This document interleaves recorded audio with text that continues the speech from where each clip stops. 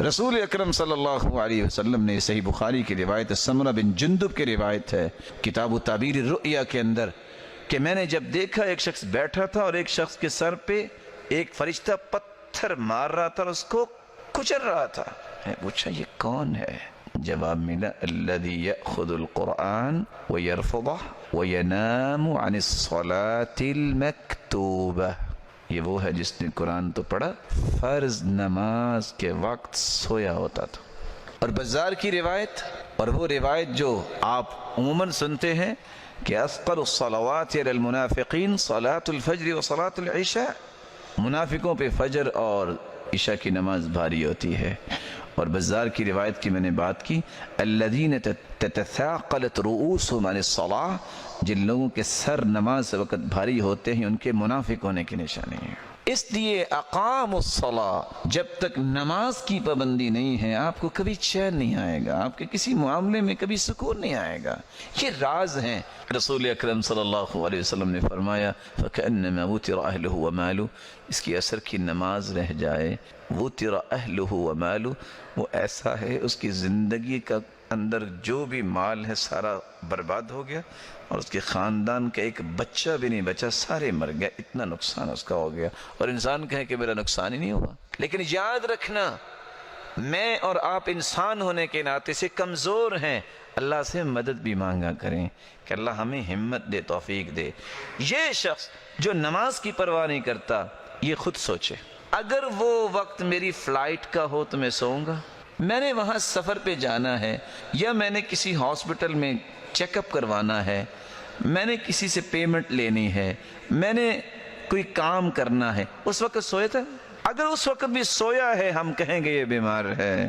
اگر اس وقت نظر ہی نہیں آتا، وقت پہ پہنچا ہوتا ہے بینک میں بھی، وقت پہ پہنچا ہوتا ہے شاپ پہ بھی، نوکری پہ بھی وقت پہ پہنچا ہوتا ہے کہ ڈاکٹر نے 1 مہینے کے بعد جو ہے اپوائنٹمنٹ دی ہے، اس کا مطلب یہ ہے کہ یہ قصور اس کا ہے، یہ بیماری نہیں ہے. اور اسی لیے وہ شیخ سے سوال کرنے والی ماں سوال کرتی ہے کہ میں نے بہت کوشش کی ہے بیٹے میرے جو ہے نا وہ نماز کے لیے اٹھتے نہیں. کہا کذبتی، جھوٹ کہہ رہی ہو. اب ایک عورت کو کہہ دیا جائے کہ جھوٹ کہہ رہی ہو تو وہ غصہ تو آئے گا. کہا میں نے کبھی جھوٹ نہیں بولا.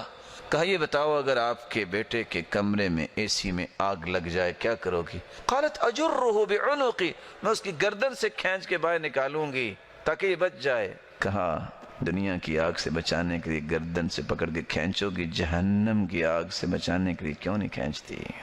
کیوں نہیں کھینچتی؟ اللہ سے دعا کیجئے اللہ ہمیں اس کام کو کرنے کی توفیق عطا فرمائے. اور یہ کام میری زندگی کا اصل مقصد ہے، یہ کوئی انوکھا کام نہیں ہے. مجھے اللہ نے پیدا ہی اس لیے کیا ہے کہ اگر میں 24 گھنٹوں میں آدھ گھنٹہ اللہ کو نہیں دے سکتا اس کا مطلب یہ ہے کہ میں اپنے آپ سے ظلم کر رہا ہوں. اور یہی بات حدیث قدسی بیان کرتی ہے تفرغ لعبادتی، میرے بندے عبادت کے لیے اپنے آپ کو فارغ کر لو، کم از کم اتنا وقت تو نکال لو. میں کیا کروں گا اس کے نتیجے میں؟ صرف عبادت نہیں، املأ یدیک رزقا، میں تیرے ہاتھوں کو رزق سے بھر دوں گا، تجھے سنبھالا نہیں جائے گا. وَأَمْلَأُ قَلْبَكَ غِنًا، میں تیرے دل کو غنا سے بھر دوں گا، تجھے کبھی فقیری کا ڈر نہیں آئے گا. وَإِلَّا تَفْعَلْ، اور اگر تو نے ایسا نہ کیا تو یاد رکھنا املأ یدیک شغلا، میں تیرے ہاتھوں کو کاموں سے بھر دوں گا، صبح نوکری الگ شام کو الگ، لیکن اس کے باوجود بھی خرچے پورے نہیں ہوں گے. اور وَلَمْ أَسُدَّ فَقْرَكَ، اور تیری فقیری کو میں ختم نہیں کروں گا بلکہ ہر وقت تیرا رونا ہی رہے گا. اللہ رب العزت ہمیں محفوظ فرمائے.